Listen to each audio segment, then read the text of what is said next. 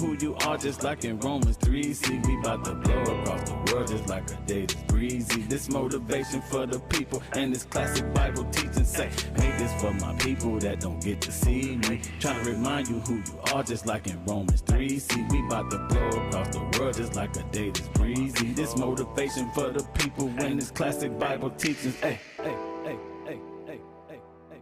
Motivation.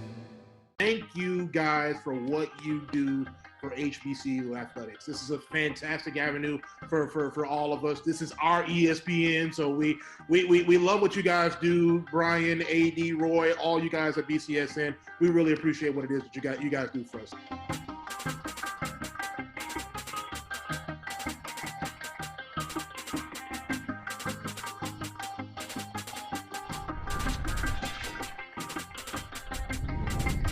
For 200 years, Montgomery, Alabama has been making history by people who had the courage to stand up for change. Today, this riverfront city has been reborn, embracing the past and looking forward to the future. From the National Memorial for Peace and Justice to the stage of the Alabama Shakespeare Festival, this is where history was and is made. We are proud to call Montgomery home, and together, we can be the change.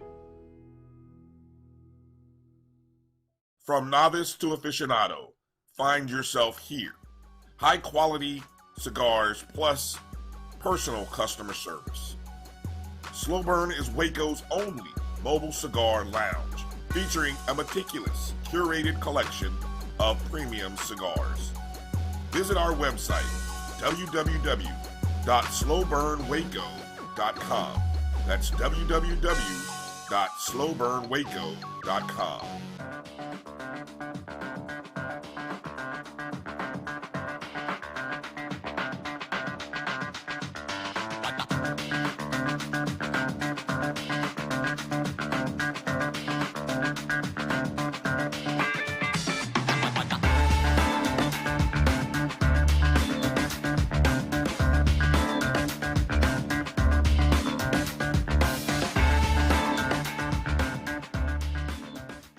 It's never too early to plant the seed, to share the tradition, and instill a sense of pride in your HBCU with your little ones. HBCU Pride and Joy Children's Boutique helps you share your school spirit with a wide selection of adorable kids' apparel and accessories officially licensed from your favorite HBCU. Visit hbcupridejoy.com and follow us on all social media at HBCU Pride Joy on Facebook and Twitter.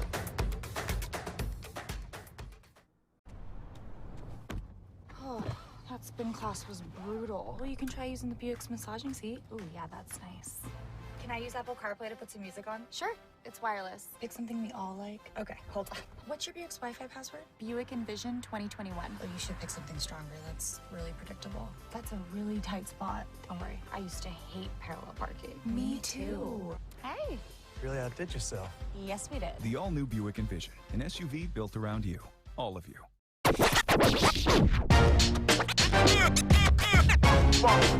It's like a loop machine. Going around town, trying to get it down.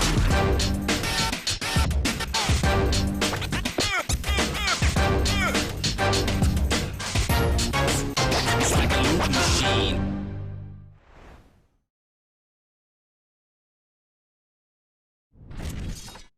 There's a shot. To right. It could be. Right field. Grand slam. What a shot. That's how you get hot, young fella.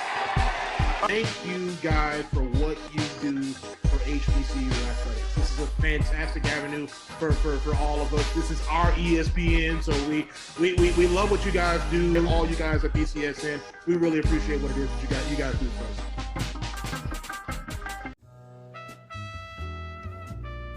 Every time I open one of these bottles, I hear trumpets and big band music.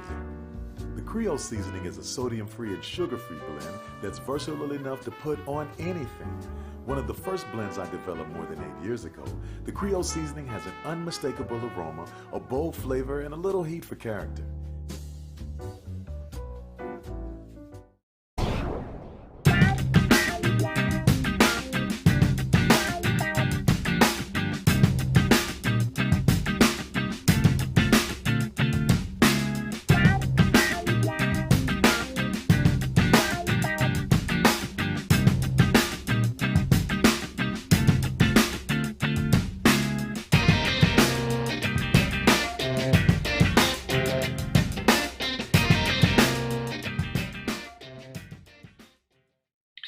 What's up? What's up? What's up?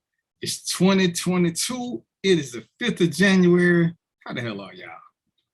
What y'all got going this year? What y'all finna lie about in 2022? We're gonna keep it real. We're gonna be accountable and responsible. And guess what? Y'all are too. We're gonna make this, we're gonna make 2022 all of that. We done had time to do crazy stuff. We've been locked down. We've been compromised. We've been immunized. We've been pandemicized. We've been all of that stuff. And guess what? It's 2022, and we still kicking it. We still rocking hard. We're gonna still make it do what it do. All of that. I'm gonna make up some words just because that's what I want to do. First show of the year, I got my blue back because I want y'all to know what's really going on. I ain't gonna drink it all the time. I got a couple of things I need to introduce, but for 2022, I want y'all to know I'm gonna start out with the blue. Got the military grade glasses, so I look like I'm educated, and I want y'all to feel me as we exchange information. We ain't gonna just educate, we're gonna have a little fun. As I told y'all before, we're gonna talk politics, sex, rock and roll, religion, relationships, all of that. All of that. 2, 3, 4 times. All right. So with that being said, it's just me today. So I'm probably not gonna do the whole 2 hours unless y'all just start inspiring me. Because right now, I don't think I got nobody with me but Roy. But you know, it don't matter. I'm gonna do what I do because y'all like to come in when y'all come in. So first things first, I do want to say Happy New Year. Glad y'all made it. We're gonna make it good. We're gonna make it big. I'm gonna talk about finances. I'm gonna talk about this wicked, weird, for no reason whatsoever, battle the sexes that we got going. What's up, Bernie the Love? How you been? It's been 100 years. And just some other stuff, cause it ain't a fake background, Trina. It's a blurred background, so I ain't have to put that up. Stop hating from afar. That's my sexy co-host. I think she on strike. She's trying to get a pay raise. I don't know why she ain't just on the camera with me, but you know what I'm saying? I'm gonna let her have it for right now. All right. But what's going on, Tyler? How you been? Look at everybody. Even though y'all on the wrong page, y'all need to be on Random Thoughts, but that's a whole nother subject. We're gonna get there. What y'all got planned for the new year? What kind of lies y'all telling about what y'all gonna do differently and why y'all waited to 2022 to do something different? If it wasn't working, go on and change it ASAP. You ain't gotta just keep doing the same thing. What they call it? Doing the same thing? Insanity. Doing the same thing over and over and expecting different results. If you ain't getting the results that you want, go ahead and change the process up then. You ain't got to keep waiting. You know, men, women, both, I want y'all to put more value to yourself. Don't keep trying to prove who you are to other people. Once you know who you are and you're okay with it, just ride that wave. Just ride that wave and let that be that. And then that's what you do. This whole trying to validate yourself through other people is gonna have you in a messed up state because if you gotta validate yourself to some of these people, they're the ones who are gonna keep finding something wrong with you. Let it ride. Now, don't take constructive criticism with trying to bring you down. Because if they're giving you little things that you can do to make yourself better, not change, just make yourself a little bit better, that's a little bit different. But you have to know who you're dealing with and who you're talking to. All right. So we can all do things to get a little bit better. We can all do, sometimes we do need to change just a tad bit. And the phrase is, be you because everybody else is taking. Some of y'all weren't doing a good job of being you because y'all too busy worried about what other people think about who you are. So some of y'all don't know who you are to be you. You've just been a comedian your whole life, but we'll talk about that later. It's 2022. Y'all know how I feel about GoFundMe's. Y'all know how I feel about all these other little things that we got control over. We love to talk about our spending power, how much money we got, our financial influence on the world at large. But when did we start at home? I'm gonna do a couple of more insurance shows. because it makes no sense that we keep passing on debt versus passing on generational wealth. We all possess an ability. It may not be a lot, but we possess an ability to pass on some generational wealth. When I had the insurance agents on here, you can get a life insurance policy for as low as $20,000. And this is what I want to talk about first. Stop saying what ain't no real money. You know, that just agitates me when people try to act like they better than somebody else because their financial situation may be a little better. $1,000 is $1,000. Whether you got it or not, it's $1,000. And if you can get $1,000 from somewhere else, that means that's $1,000 you save.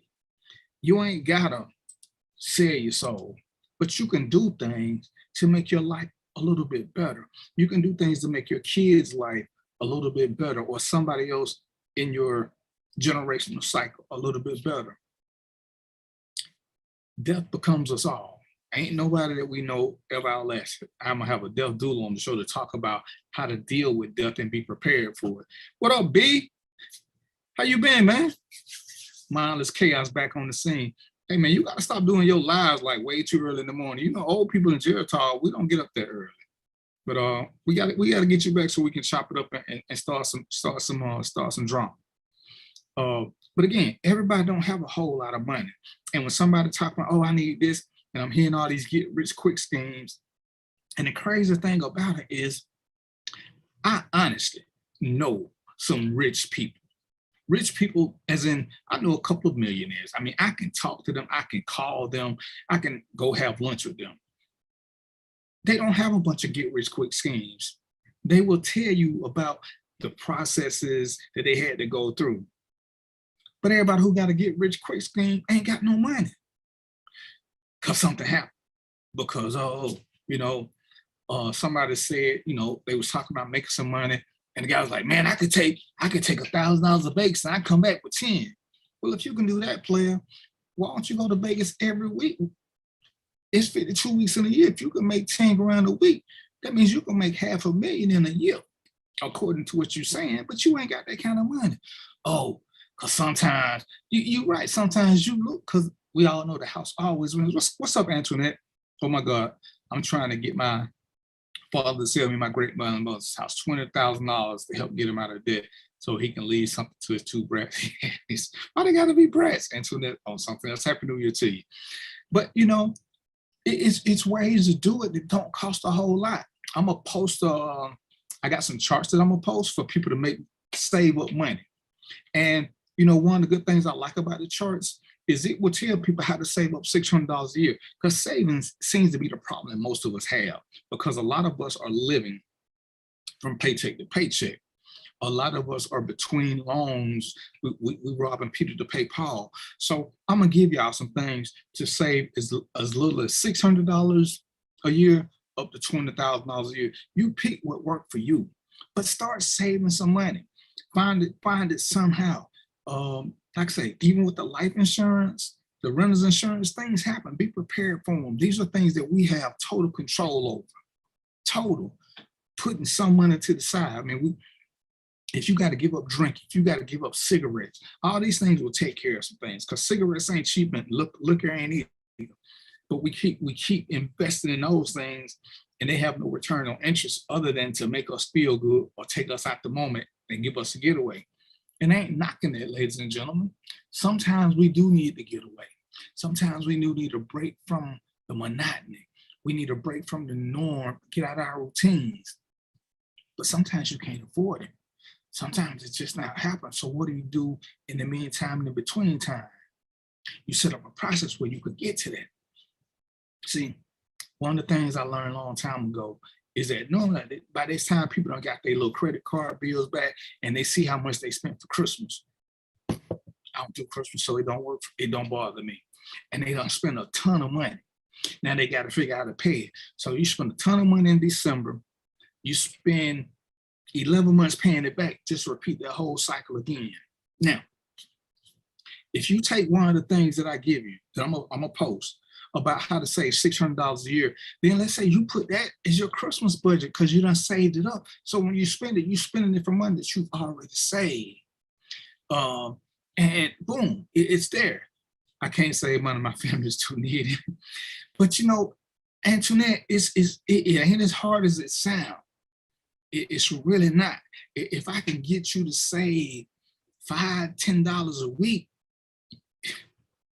and it don't sound like a whole lot, but you gotta remember, you gotta figure out what you need to do. If you save $10 a week, just straight $10, that's $520 at the end of the year. Oh, that ain't no money. It is if you want to go Christmas shopping for a few people. I mean, that's $520 you done saved up just for Christmas. I used to open up Christmas accounts at my banks just for that sole purpose. Just, you know, I use mine for something different. I got an account for my car. I got an account for travel. I got an account for this. And it's what I do, you know, and when you get a little extra money, you do this, you do that. Sometimes you have to give up some things, but it's okay. You got a bigger picture, a bigger goal in life. And sometimes sacrifice is what it's all about, especially if you know you're going to want to do something different one day. You know, lots of people want to take cruises. Cruises ain't expensive, unless, but you know, that little flyer come around every year about these $99 cruises to the Bahamas. Oh, don't nobody want to go to the Bahamas? No, just say you don't want to go to the Bahamas. Some people ain't never been to the Bahamas. It's a nice little getaway. And if they can get around one of them little crazy little bit ass rooms for $99 to go to Bahamas, get away for a couple of days, that's what's up for them. That's what's up for them. Now, I don't want to go to the Bahamas. I've been though. I really don't want to go. I've been. But if Trina, who ain't never been on a cruise yet, says she want to go to the Bahamas, well, I'm going to use my charm and talking and doing something a little bit longer and putting some money to it because that's what I want to do. But if I had never been and that's what she said she want to go, guess what we're going to do? We're going to go. We just ain't going to get no $99 room. And that ain't the shame nobody. That's just because I know what I want to do and I know what I want her to experience. But Trina will tell you, I'm also great at saving money. I'm great at saving money because as me and Roy was talking about before the show, I do lead a minimalist lifestyle. I talk a lot of trash. And Trina fuss at me because I'm always crying broke. But if I need to touch some money, I could get to some money. But I ain't trying to spend all my money and get name brand stuff. Oh my goodness, it's a little strong. Just to get people to like me or like what I'm doing.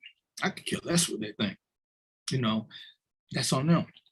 But Antoinette, I'm gonna put some things up and just pick one and just try to stick with it and save up some money and just see how hard it ain't once you become a little dedicated to the system.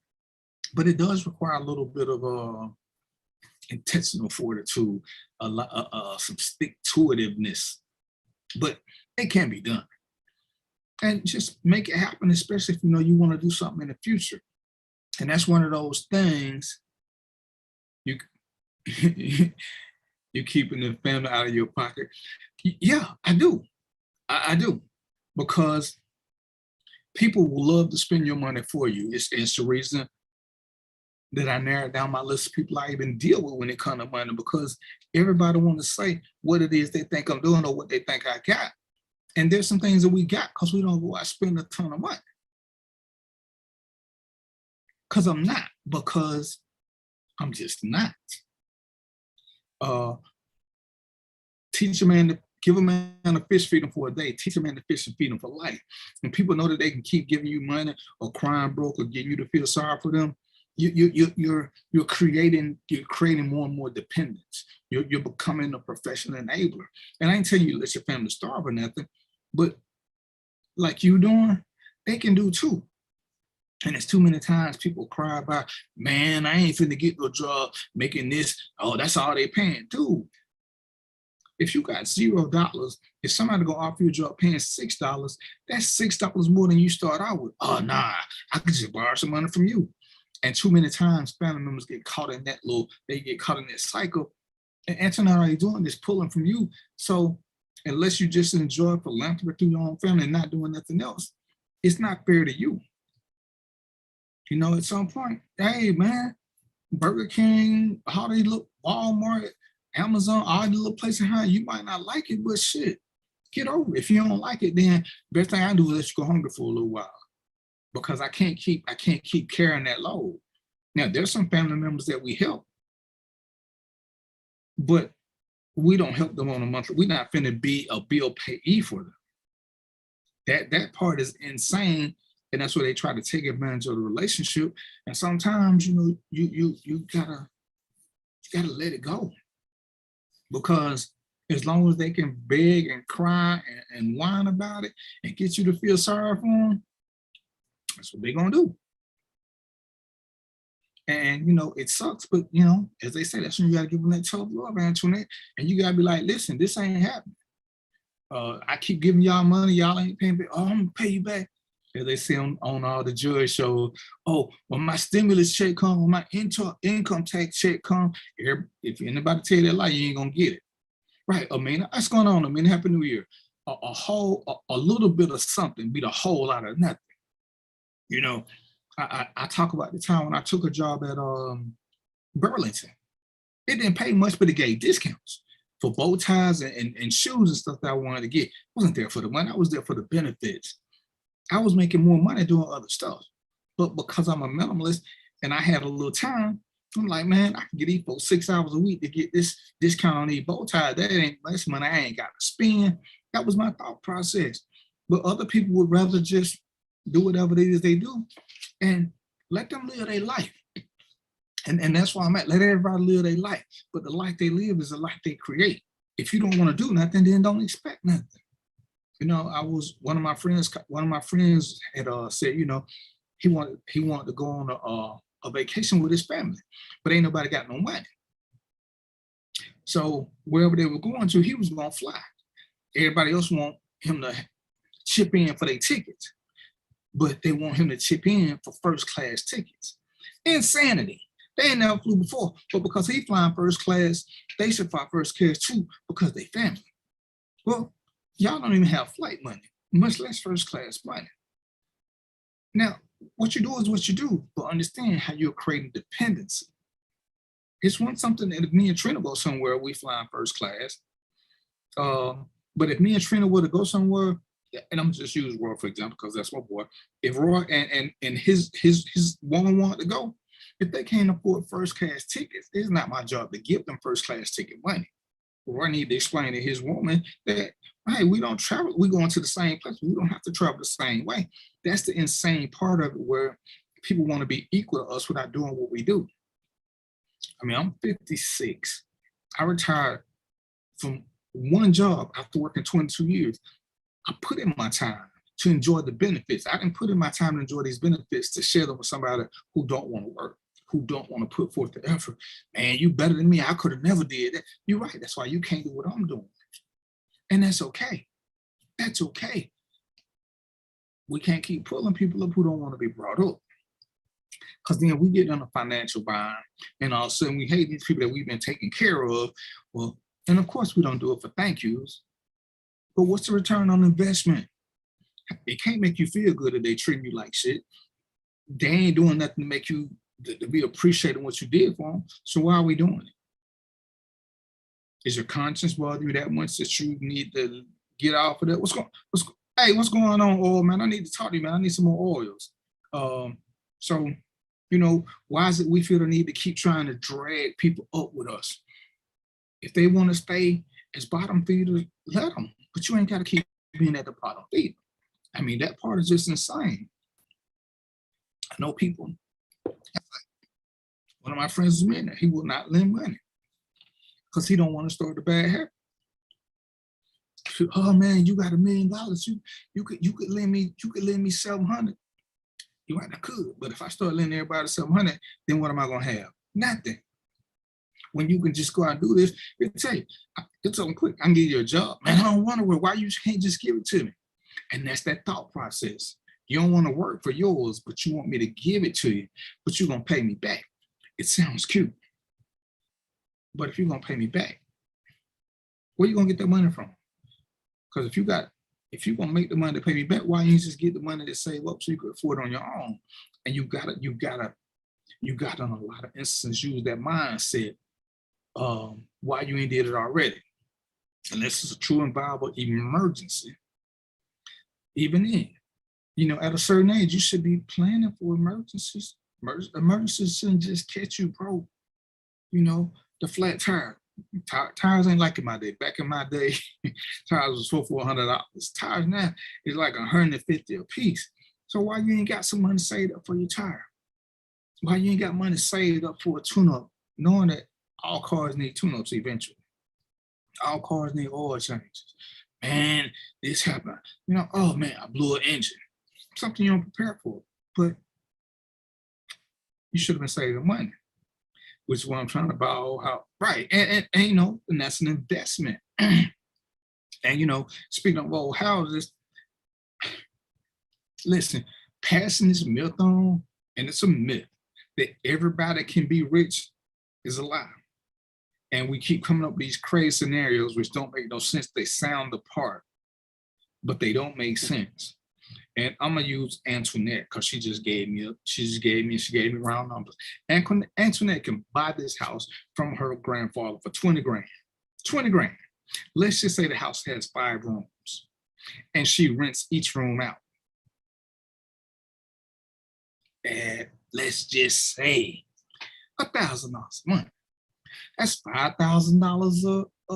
That's $5,000 that she could make a month. $5,000 a month for 12 months is $60,000. She can make $60,000 a year just like that. But bam, let's consider reality. She still got taxes. She still got maintenance. So out of that $60,000 she gonna make, remember now, it costs her $20,000 investment, so she's down to $40,000. We're just talking about the real. We ain't talking long term, because people, when they start giving you these crazy numbers, they don't like to throw in reality. If something go wrong, that means she got to pay for it, whether it's the roof, whether it's the AC, that's more money. She has to stay at full occupancy with people who are actually paying. It seems like a lot of y'all don't like to pay rent. Y'all want to make them go through the process of evicting you. So it's a lot of little things that eat into this whole process. When people tell you, oh, renter property, that's the way to go, you can do this. There are some great runners, but guess what? There's some shitty runners. You can go to dispossessory court and see that every day. And who you think got to eat this? Antoinette. But when we tell people what they should do for business, we don't talk about reality. We don't talk about what happens and how you got to be prepared for that. Because even when she get the house and she got a nice investment and she got a plan for this and a plan for that, plans only work when there are no glitches. No glitches, which rarely happens. You can start a business. It's cute as it is. You can start a business and hire people and do this and do that. You know, now you got to pay them because you want to pay them good. Not your family. You want to pay them good. You know, but who you going to get to work for you if you're telling everybody they need to start their own business? And when you start your own business, I ain't knocking nobody who do it. I got one, Trina got one. Lots of people got them. When you hire people to work for you, are you giving them benefits or are you just giving them a little salary? And is that salary consistent or is it based on what you get? See, that's a whole different from having a job from a big corporation. And again, I ain't knocking it. But when people keep saying this, like it's the end all, the be all, they selling you a bag of dirt, trying to tell you that somewhere in that dirt is a gold mine. And that's just not how it is. It requires a lot of work. $5,000 a month sounds really great if everything going fine. And she ain't gotta get nobody to do eviction. She ain't gotta do no repairs. But eventually you're gonna have to do some repairs. A roof gonna cost 20 grand. So she already said the household, so eventually it's gonna need a roof. Eventually it's gonna need plumbing. Eventually it's gonna, and these are little things people don't tell you when they're trying to tell you what you should or shouldn't be doing. And everybody's not cut out to be a business owner or the person in charge. Some of us are designed to be workers. When you run a business, And everybody say, oh, I'm my own boss. It's cute. But are you really your own boss? Because if you don't have no clients, how you gonna get paid? See, your clients are your boss. See, I had a lady call me about some insurance, and she wanted to tell me who she is. You're a boss, but you said you're a supervisor. I don't know too many bosses who are supervisors too, but you know, I work for me. I work when I want to. You're right. And you want to all the time so you can get them bills paid. See, I'm in a slightly unique position. I'm a retiree. So I get paid regardless. All I gotta do is live and I'm gonna get a check. It's a whole different animal. It hit a little different at dinner time. But I still do other stuff. I run a business. But guess what? I run it, but if one of my employees don't come to work, guess who gotta get up and go to work? If I don't get enough clients to keep this running, guess what happened then? When you own your own business, you got numerous bosses because you're trying to make your business make money. You ain't just doing it so you can have an EIN. You're not just doing it so you can say you're a boss. You're not just doing it so you can flex on other people. Running a business is hard work. And it's really hard work in the beginning. So I don't care how hard you work, you can work 24/7, which means you got a shitty business, but it ain't gonna guarantee you the millionaire lifestyle. See, Antoinette said it's gonna be the 4th property she's on. She was prepared when she got the first one. And it's a process. It's a learning process. And that's what we go through. But unless you want them people who can own a bunch of properties at once, you still ain't gonna get to that millionaire stratosphere. I don't care how good your property is. If you got a rental property, if you got an Airbnb, they're not gonna stay. Very few rental vacation rental properties or Airbnbs stay occupied 365 days a year, and they won't be because you got to have them cleaned out after each and every guest. So you're gonna have some lag time between there. Got to pay somebody to clean them out. Sure, that comes out of this. You got to weatherproof them. You got to do this. You got to do that. You got to have the maintenance come through if something happens with them. People don't like to bring up these little things, and that's insanity that they won't talk about them when they're telling you what you should do. Where I run my JBN. Well, if I don't get advertisers, guess what? He still got his own business, but he got to work a little bit harder. It's great to have hosts, but the money's in the advertising. The money is in the advertising. He got to get that going. So he got to watch this. He got to do that. It ain't easy. What's going on, Elizabeth Martinez? It's not an easy process. So Marshall, what's up, Latrell? So, you know, when people keep telling you these fallacies, don't fall for the okie doke. Go ahead and accept the fact that you're gonna have to work, but also accept the fact that it ain't no get rich quick schemes. You're gonna have to put the time in. You're gonna have to cut certain people off because some people are gonna always want to leech off you because you got more than them, and they figure, man, we friends, we grew up together. You should share this and share that. You better look at some of these athlete stories. Look at some of these people who used to be rich stories and see what brought them down. A lot of them were one bad investment. Well, it was a bad investment because they was investing in their friends. And they didn't have a plan to save money. And when you get to that point where you can invest, I do want you to invest, but don't invest everything. A bird in the hand beat whatever's in the bush. So if you put $20 a month to the side, see, that's money that's yours. If you invest everything and the stock market go down, you lose everything. Have some money, have some straight money, straight set to the side in a cash, in a savings account. I'm not even talking a 401, which got limitations on when you can get it. Just have you a savings account or some other high yield account where you can get to real money without exposing your, investments. You know, and this is what we got to do. We got to talk more about finance with each other, with our kids, with our grandkids, nieces and nephews, aunts and uncles. We got to share this unsolicited information that they're not going to get in school.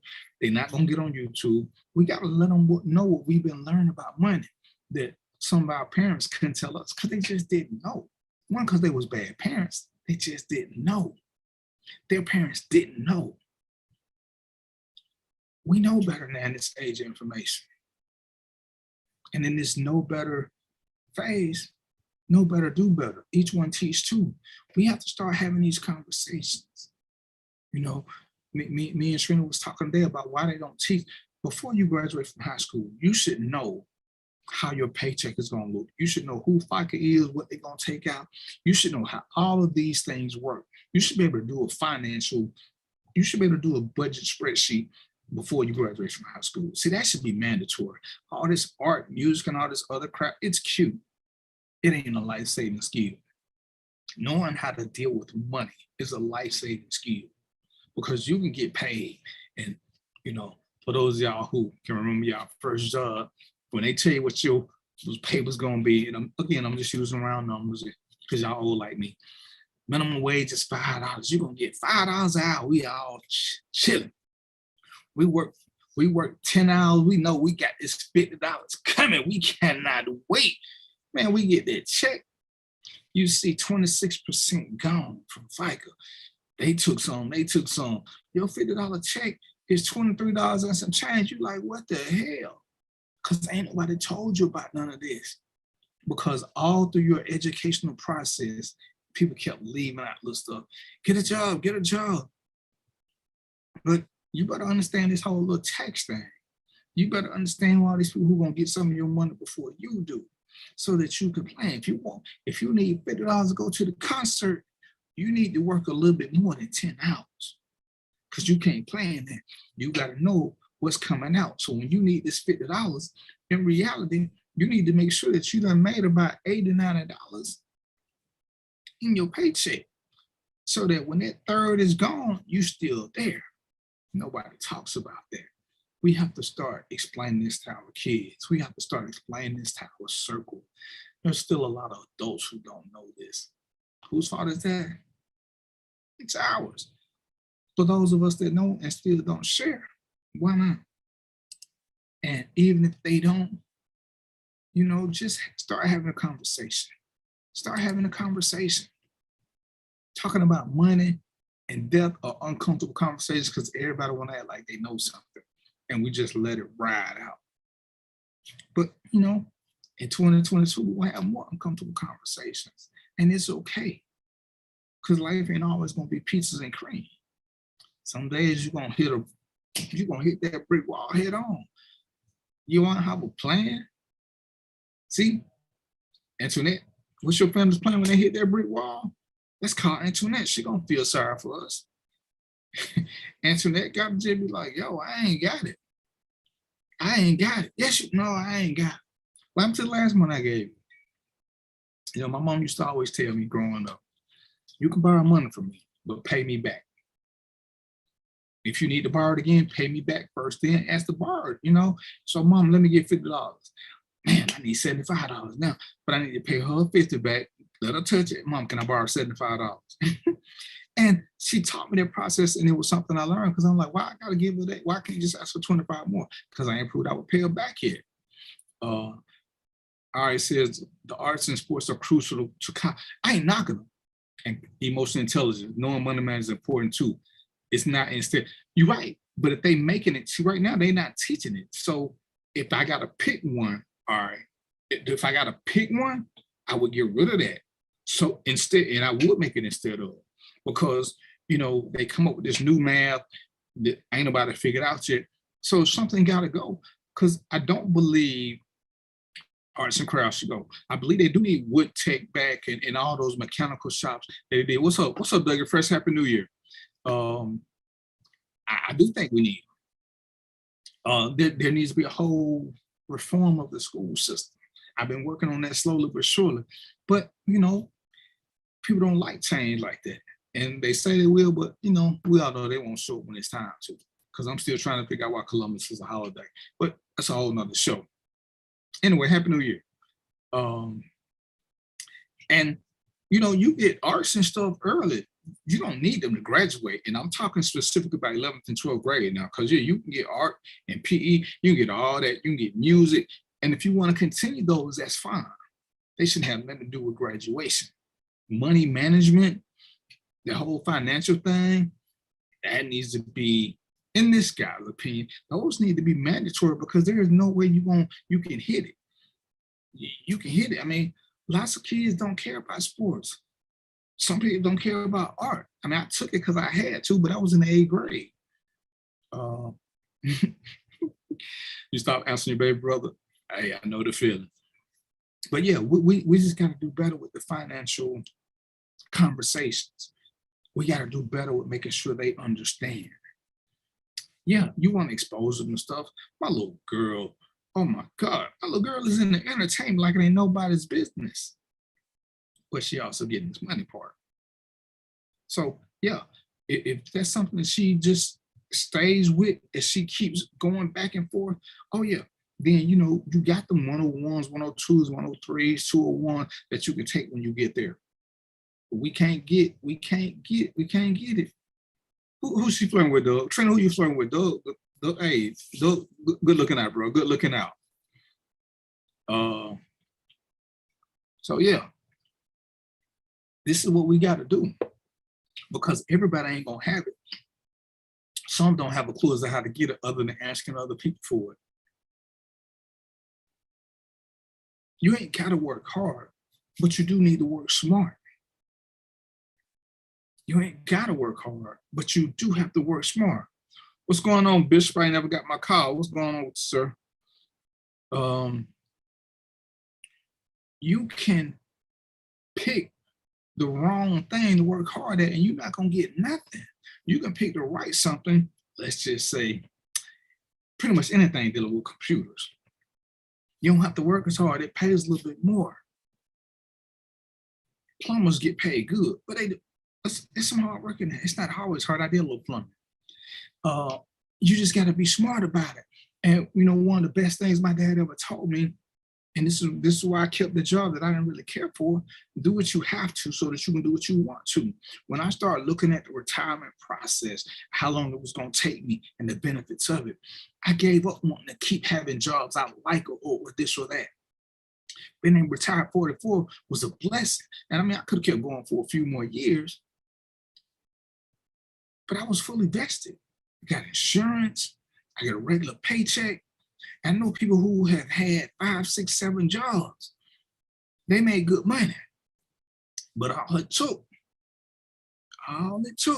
was for one event to send them back. That's all it took.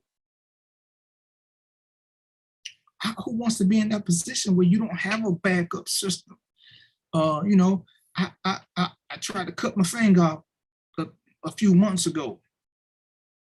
I had insurance. I could just go up there and look at it. You know, I'll lose pay that copay. You know, we did some home stuff just because I don't want to go to the doctor. What's up, Tiny? But we didn't have to. But there's some people who have to. They don't have another option to go and try to get something fixed because they ain't never planned for it. They ain't never prepared for it. They working for a small business owner who don't give them any benefits. Again, I ain't knocking small business, but understand, when you keep telling people what they need to do, and then you want to hire these people, but you ain't giving them no long-term benefits. How many of us? How many of us can just go and don't have to worry about stuff? How many of us who have small businesses? I don't want y'all to answer this, but how many of us have small businesses that somebody can work for us and retire, and then they're gonna get paid the rest of their life, regardless, all they gotta do is live? Again, a small business is what it is. When you become an entrepreneur, it is what it is. But how many of us are offering benefits while we're telling people this is what everybody needs to be doing? So we want to have a world full of people with no benefits, but they got paid for a little while. But when they got to be a certain age, now they got to wait and depend on Social Security so that they can continue to work for us, because whatever weird logic we use, let's see. What they'll say, we really need home economics. Yeah, we need wood tape back, we need mechanical, we need all these things back in. We need all these back in, because we do need the introduction to see if people like them. I'm not understanding why, you know, we got the home ec, the finance should be mandatory. But we had the wood shop. Yeah, kids got hurt, but they get hurt in PE. Don't about to say nothing. I mean, hey, you can look and see kids dying in football practice every year. Every year, a child dies from football practice, but they ain't cut football practice out. They just regulate what the temperature can be. I don't remember nobody dying in wood tech or mechanical or a mechanical shop or home ec. But why do they take them out of public schools? I'm gonna just tell you what I've been watching. Because public schools, their goal is to keep you with the indebted mindset that you need to go to college, not tech school or an arts and crafts school. You need to go to a higher, whatever they call them, higher institution that's gonna keep you in debt. That's why I don't teach finances, because when you realize how in debt you gotta be, and ladies and gentlemen, don't get it twisted. There are some people who do need to go to college. If you wanna be, hey, what's going on, Joyce? If you want to be an attorney, if you want to be a doctor, there are certain things that you do need to go to college for. I'm all with it. But if I want to be a mechanic, why do I need college? I don't. If I want to be a carpenter, why do I need college? I don't. There's some things that college is not for everybody. I mean, when I went to college, I was in my 40s, and that's just because to get this advanced job I wanted, I had to have a degree. Lucky for me, it was only a 2-year degree. Got the 2-year degree, didn't want the job no more. And that's crazy, right? We do have to teach our children. Not old school principles so much though, because Antoinette, a lot of times the old school didn't know nothing. We got to teach them new principles. We got to teach them what we've learned, not what was passed on to us, because we didn't get a lot of great information, and that sucks. But we didn't get a lot of great information from our elders. You know, hell, we don't know how to treat each other, which is one of the few things that most of us grew up knowing, how to treat each other, how to treat our elders, how to talk to grown people, how to mind their own business. They taught us about this village that I ain't gonna get into because that's a whole nother show. But the things that we should be pushing that the elders taught us, we not. And the things that didn't mean a lot is what we're teaching them. And it's insane when we want them to be better. But to aimlessly, as Trina said, we definitely should not aimlessly be pushing our kids to go to college, especially if they don't have a good idea of what they want by the end of high school, and especially if they're not good studiers. If high school is a reach for them, then why tell them to go somewhere that's going to be even more of a reach, and it's much more expensive. It's much more expensive. Dougie Fresh, one of the smartest dudes I know, he was built for college. He was built for college. He taking stuff, he just, shit, he got all this. I had a relative who wasn't there. But, everybody kept telling her to go to college. She went to college and she wasted 2 years of her life flunking out of classes because everybody wanted her to go to college. For what? I joined the military. I'm making money. I'm doing this. I ain't got no college, but I got a source of income. I'm saving up money. I got this. I got that. Oh, but you're gonna need a degree. For some things, you do need a degree, but for most things, you don't. Especially in my case, when you could substitute a degree for military experience, right? But most colleges, what do colleges do? They make you take electives. They make you do this because they building in a nest egg for them. You want to go to college to be an attorney, but you got to take these other classes. Why you can't just get the curriculum what you need? You know what you want to do. Why do you need the other stuff at that age? What's the purpose of it? Why do you need it now? What up, Mike? You're on the wrong page too. Come on over to Random Thoughts, bro. Come on over. Joyce, Tiny, Bishop, come over. Look up. You'll see the little link that you need to come join the show. The critical thinking, right? That's fine. Critical thinking, again, should be part of your requirements to graduate so that you can start making wise decisions. You need to understand that process. We sending most of these people out to the world because most people don't go to college. So why are we treating them like there's something after the 12th grade when they're going to hit the real world, when they're going to run into jobs, hustlers, scammers, but they're gonna have a lot of money issues that we ain't talking nothing about. But we send them to school, and what do most kids do in school? They keep asking their parents to send them money. because now they can't work because they got all these crazy classes that don't have nothing to do with nothing that they gotta pass so they can keep going and stay further in debt. They got internships where they get life skills, but no money. What's the purpose of that? How many of us work for no money? Chores don't count. Who went to a job and worked for no money so they could learn what they was doing? You know, once you hit 16, 17, that's when most of us start learning about we grown, we got bills, we pay our bills, you know, the little phone bill, got this bill, because you're trying to do stuff. Some kids trying to pay for their class range, they trying to pay for their graduation. But we ain't teaching them nothing about money. And they doing this at 16, 17. Because at 16, that prom, that class rank, all these things, all these little bills start adding up. They start adding up. But ain't nobody teach them how to take care of them. Then that's when you start seeing some of the separation between the haves and the have-nots. Because some people came from a nice household where they kids get the nice class range, some kids get the basic class range, some kids don't get no class range. And you got the graduation, you got to pay for a robe that you're gonna wear. How many times you gonna wear this cap and gown? You're gonna wear this cap and gown one damn time? Because even on the reunion, don't nobody wear this. They should just, ladies and gentlemen, every school, depending on how big or small they are, should have 150 robes that people just put on and go, that's all you doing. And if they want to pay for all them little color things that they gonna keep, but I challenge any of y'all to find the robe that you graduated in. Any. Who keep the robe? Most of y'all don't even have, what you call it, most of y'all can't find your cap, I bet. Who still got their cap and gown? Mike, you're old, man. What you do with yours? Trina, what you do with yours? Antoinette, be cap and gown there.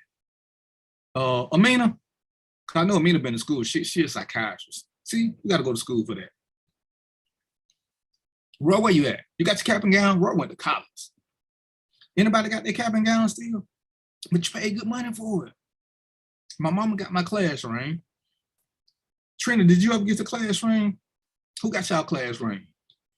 You know, all these little things that add up that we should have been teaching kids how to pay for these things. Look at it, gone. Why? It was things that the school built in to get more money out of us when they could have just kept them, because had they asked us, most of us would have what's up, Sam? How you doing, man? Most of us would have gave our cap and gown back for somebody who was less fortunate that couldn't afford one. I know kids who didn't go to graduation because they couldn't afford a cap and gown. But why should you be paying for a cap and gown? I get the cap maybe, because you know some of y'all heads and what you call it. Some of y'all got, you know, lice and all the other stuff in your head. But come on, man, they can dry clean these, they can wash these damn gowns, hang them up, put plastic on for another year. They can just be recycled over and over and over again. But why? Well, they can bill you for them. They bill you for these school pictures. You know what? Let's just have a quick question. Let's just have a quick Q&A about high school and education. They got a yearbook staff. Because I was on the yearbook staff. Why don't they teach photography and all this other stuff in high schools and let all the schools produce their own yearbooks? Think about how much money that would save as opposed to giving some company all this money. They could just put this in and regurgitate that money throughout the school year. See, there are ways to do it, and this is educational, because as we talk about arts and crafts, lots of people want to do photography. No, Tim and a couple of the high school nerds was all into photography. Why not let them take pictures? We went to junior achievement and you learn how to make things. Why not learn how to make a yearbook? Why not learn how to get all that stuff and buy all this stuff? We can buy wholesale, because you know you got at least, well, in a big school, you got at least 200 people graduating. So if you buying supplies for all these people, you can give it to them for the super low. And it's personal now. It's personal, right? It is a business, Samuel, but why ain't it a school business and something that they teach? So now they teaching you a business while you're in school and you learn how all this money works. Because now the kids who win it, They see how much it's going to cost. They know how many students. They can start doing their little quick little math that they learn and say, hey, it's going to cost this. So we can get yearbooks, cap and gowns, class rings, whatever, all these things for the low. The class ring might be the only exception because that take a little bit, it takes some metal to make it. But it's ways around all of this. But they don't teach you these things that we know are useful, that we know can be self-taught, that can be regurgitated, and they're productive for the whole process. Because now you take pride in that you take pride in that yearbook that you helped put together. Hold on, who gave me this frowning face? You take pride in that, and that's a good thing. Travis, what you doing frowning? Bro, you better stop playing with me. Mike, Travis, why y'all ain't followed my page yet? My thing said y'all still ain't followed. Don't make me call y'all out. But these are things that we can make and make the system easy for us. It should be, because most schools have a photography class now. But why they not taking the yearbook pictures? They take pictures of everything else. They even take pictures that go in the yearbook. Go figure that. Why they can't take pictures of the students for the, what you call it? Why do we need Olin Mills or whoever the hell it is to come in and do all this? What's up, Gail? Happy New Year. Happy New Year, Ernest. Why? That just makes no sense. But we're talking critical thinking, which they want you to teach in college, but critical thinking should be in high school. Because if you don't go to college, well, you're not supposed to have critical thoughts anymore. You're supposed to just be left dumb with a diploma that you can't use. You act like you don't know what the public. But come on, Antoinette, even in white schools, they're not doing it. They're not doing it in no schools. No. I'm talking about, no. Mike, I'm gonna fight you. This is where you're supposed to be.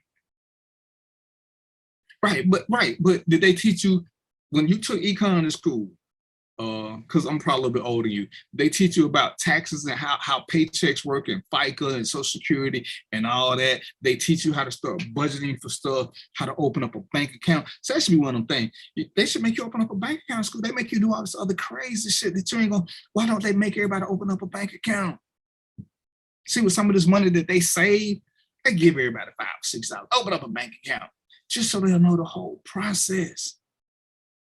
Just so they'll know all these black banks are supposed to be doing so much for us.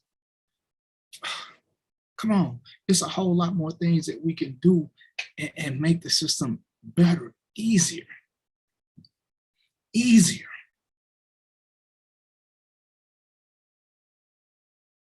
Oh, cool. Where they do all this at, Sam? Where you from? And but this is what we got to get into doing as opposed to pushing crazy stuff. I mean, they spend more time talking about what kind of proms and dances and events they're going to have. White student summer jobs. I do, but you remember, I taught up north, but we talking about in school. And don't get it twisted, because that's why people must show. A lot of them ain't, who in trailer parks? Antoinette? Who in trailer parks? I mean, this ain't a black or white issue. This is a school issue. They got better resources, but their education, some of them even got better teachers. But I would say their teachers don't care as much as teachers who teach in most black schools. Most teachers who teach in black schools have a passion for it. They know that they're not gonna get the cream of the crop. It's in their DNA that they want to make the system better. They looking out for them. They want this, they want that. But all these black students, most of them got black parents who ain't asking for nothing to be better. They okay with the system. So whose fault is that? That's the parents' fault. The kids don't know what they need. They don't know what they need. We know what they need. We know what they should have. We know where to live if we want them to go to a better school. So we can't keep blaming white people for this. We can't keep blaming white people for this. At some point, accountability and responsibility. If you don't like where you live, move. If you don't like where you live, sign up to be a transfer student. See, these things require a little something, because for some of us to get our kids in another school, I mean, we won't have to drive because the bus ain't coming. It's not as convenient. Some of these apples we gotta bite. I'm gonna use me for example. I'm real old. I was catching a bus, MARTA, by myself because my mama had to be at work. She would drop me off. I knew how to do this. She did it with me for a week. We went over when she took some time off, but she did what she had to make our life easier. We won't do none of this stuff now because the world is a different place. But in my career, so I've been to different schools. I go see what they're doing. White people ain't getting it a whole lot better. That's just a myth that we like to perpetuate. They really not a whole lot better. They're not offering these classes. A lot of them don't know nothing. That's why you see a lot of them doing stuff. But what they do have is a lot of computer classes. But 3 of the best hackers I know happen to be Black. And they went to less form. They didn't get the best schools, but it was a passion of theirs. So when we are at the position where we know that kids need these certain things, what is it that we start doing? We try to talk to them and have uncomfortable conversations, but we got to show them the right way, and we have to start educating them.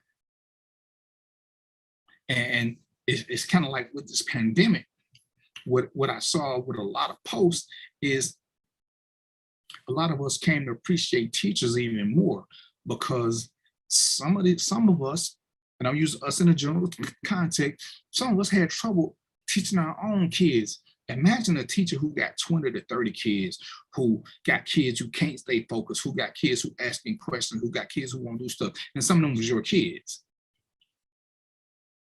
That's not a black or white issue, it's a parenting issue. And at some point, Antoinette, we got to sit back and see, what are we doing? What are we doing to make the system better? Sam Jewett said he had a great education in Chicago.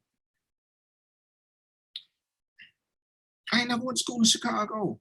You know, hell, they tell us, Trina from New York, they tell us if you went from the South up north, you're going to get kept back because the schools taught something different. See, that wasn't a black or white issue.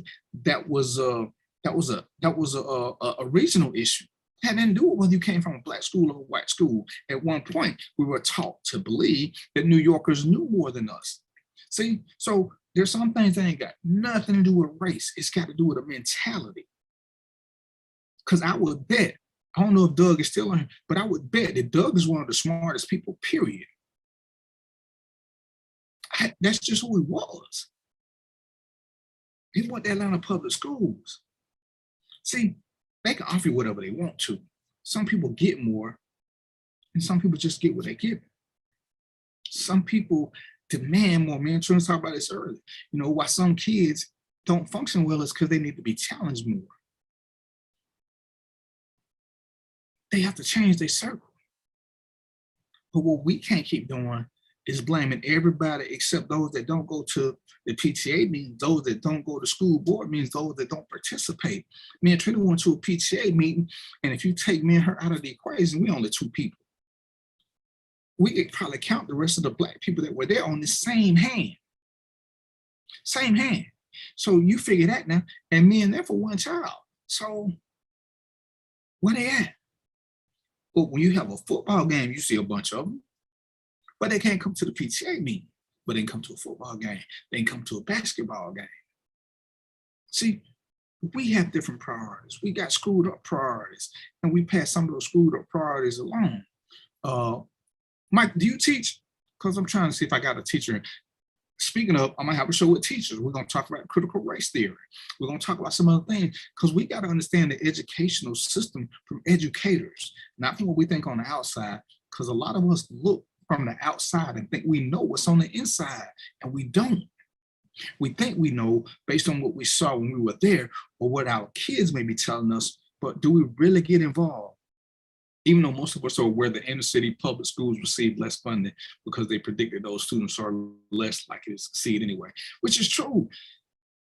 And that's where, at some point, we got to step up as parents, as neighbors, as family members. I mean, like, for instance, here in Atlanta, Doug was supposed to be the school to go to. I don't know why. So we used some of that address so I could go to Doug. Doug was not Doug was just not all that. When I left Doug to go to Thero, which was supposed to be just a hood school, I learned more at Thero. Just the whole process. Doug was student. You know, Northside was a school of performing arts, which is why it was a better school. But Northside wasn't winning the debates and stuff. Northside was just on a different side of town. It looked better. It had newer shit. But I would put Doug, the Chris Wards against any of them kids. And I knew some of them kids that went to Northside. They weren't smart as me. And I didn't think I was the smartest dude, not only in my class, I didn't even think I was the smartest dude in my homeroom. But I'm smarter than a lot of these kids at Northside who being busted. But their parents ain't working with them either. They just going to school. They just happen to get decent to above average scores on tests because they might have been good test takers. But that succession, we can't leave everything up to the schools. At some point, me and Trina was talking about this before. How do you get to the 12th grade and you can't read? Is that a teacher issue? No. The parent ain't never asked their child to read. The parent ain't never addressed, hey, why is my child getting A's in business, but they can't read? Because you just want them to get through it. Ignorance is bliss. So some of this is purely on us. Purely. I guess I'm past the hour minute mark, Roy. My fault. So we gotta do a little bit better. It's nothing for us to get our kids. And one of my Facebook friends who I never met, but I want to meet him, who's he? I told y'all about him before. He got one TV in the living room that they watch as a family. So he knows what his kids watch. Even if it's something he don't really particularly care for, they talk about it. So he gets to see what kind of information they're being fed, what kind of foolishness, and he can stop it at the source, correct it, and teach them or train them, and they can go from there. These days, it's hard to assist your children learning when they were taught in what they were taught in school, because they're making things so much more different. Right, and I'm not teaching what they taught in school. I'm talking about, well, we teach them things that they need to know to be a little bit better. Now, it's great if you can teach them what's in school, but yeah, some of that shit's out the chain and I would never get it. This new math, I can't get. But these are the concessions that we got to make somewhere. Well, not to mention that it's the time that's left in the day after the child has been in school all day and parents got to work. But what's the phrase that people love to use, Trina, that I told y'all I always hate? We make time for things that we want. So if we gonna believe that phrase that people love to bring up, why don't we make time for our kids? Wouldn't that fall under the same guys? Because, oh, if a man want to be in a relationship, he'll make time. Well, mama, daddy, if you want your kid to be smarter, you'll make time for them. Oh, it don't apply to it, just apply to relationships. But again, if it apply to one something, it's got to apply for everything. And if it ain't available, and that's why I say I hate the phrase period, because sometimes you can't make time. You can't make it. If you on that low income budget and you got to work 2 or 3 jobs to try to keep up, you don't have that time. You can quit your job and your kids will miss out on some things and make the time. And that's why I say I hate the phrase. But at this point, you know, it's imperative that we find out who is. And maybe this is where we need to embrace this village and get study groups or get our kids with people who know a little bit more, got more time. This is where that village is so important. But we got to stop being selfish and not want people to talk to our kids or say whatever, because this is a process. This village is so important. But you gotta know who your neighbors are. And if you can't do something, if one neighbor can't, y'all gotta start getting this co-op thing together where y'all can all do something different. Trying to do homeschooling. I know a couple other people who do homeschooling. I reached out to them and told them, hey, you know, just what Trina doing. You know, if you wanna get with her as we plan these field trips and something, shit, let her know. Ain't nothing like taking a field trip with a bunch of kids, and Trina has learned to have that patience more so because now she's a teacher. She's a teacher. You had a show about schooling before, and I complained that day They are teaching the test. They're true. They are. They're not giving students a good edge. And you're right. And I don't want to say it in mass, but it is, because there are only a few teachers who have the passion. And this is what they do. You know, I talked about some of the teachers that I had. And unfortunately, some of the better teachers I had were white. They pushed me. Darren, you're too smart to just do this. They made me learn more about Black history than all of my Black teachers did. They gave me a list of Black people not to do. Don't do Martin Luther King. Don't do this. Don't do that. Do something I don't know about them. And it was like, damn, because I want to go with the easy stuff. He wouldn't let me do that. I liked him for that, because everybody else was just letting me hit status quo. We all want to do a thing about Martin Luther King. By the time you're in the 6th grade, what haven't you heard about Martin Luther King? Stop the madness. But go figure, nobody knew he was born Michael Luther. All that time, nobody knew why he changed his name from Michael Luther to Martin Luther.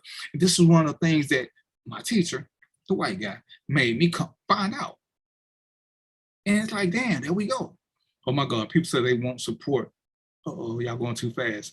But if that child gets mad and have his mother acting crazy, that village is so important. Look at Omega. What's going on, big? What's going on, little bro? Being a teacher is like being a preacher. It's something you could do for a paycheck, but you're never as effective as someone who, right? When you get a good teacher who's doing it for the love, ain't nothing like them. Ain't nothing like them. And we have to be a little bit more appreciative of them in the time they give. And when they tell you your kid needs something, stop being offended. Stop being offended, because as Sam said, some of these teachers just teaching your kids to pass a test. They're not teaching them to learn something. They're not. And that's where the parents have got to step up. And if you don't have the time, get that village and find somebody.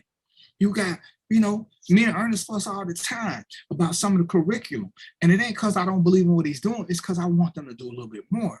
These kids need to know this. These kids need a place where they can go to get more.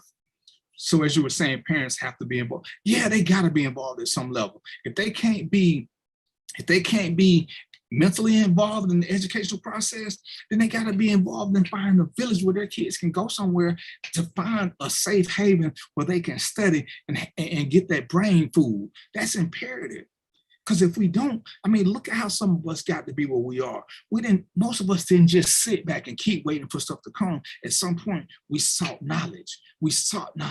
Sometimes we took a couple of missteps getting there, but we sought it. The village that doesn't exist in a lot, right? Because as much as we talk about it, we don't want a village because we don't want people telling our kids stuff. We don't want this. And you know what?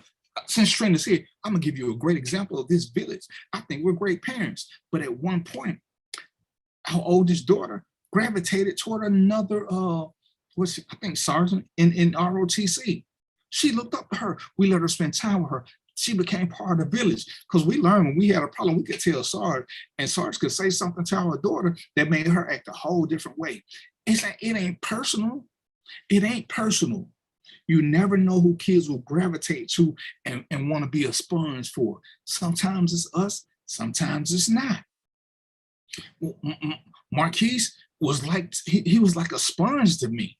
He wanted to know everything I knew about every little thing. He wanted his own little tool set. But Nigel ain't like that. You got to let them gravitate to who they want to and make sure that whoever's in that village is a good elder.